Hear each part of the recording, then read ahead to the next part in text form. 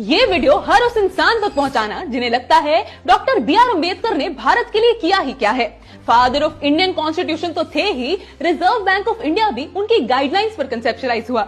आज जो हम महिलाओं के पास right to vote, inheritance, divorce, remarriage, maternity benefits हैं, वो भी डॉक्टर अम्बेडकर की देन है। उन्होंने ही लेबर वर्किंग आवर्स को 8 से 12 घंटे किया, जो पहले 14 घंटे था। जिस समय पर दलित्स को पब्लिक वाटर सोर्सेज से पानी पीना मना था, तब अम्बेडकर जी ने इसे 1927 सत्याग्रह के थ्रू बदला। आज पूरे इंडिया का pride Bhakra Nangal dam, Hirakud dam जैसे कई रिवर वैली प्रोजेक्ट्स को इनिशिएट करने वाले कौन? डॉक्टर अम्बेडकर ही थे। आज वो सिर्फ इंडिया नहीं, पूरे वर्ल्ड के लिए एक सिंबल ऑफ नॉलेज है। 64 सब्जेक्ट्स, 9 लैंग्वेजेस के expert, Nobel prize winner, father of economics Amartya Sen ने डॉक्टर अम्बेडकर को अपना फादर ऑफ इकोनॉमिक्स कहा।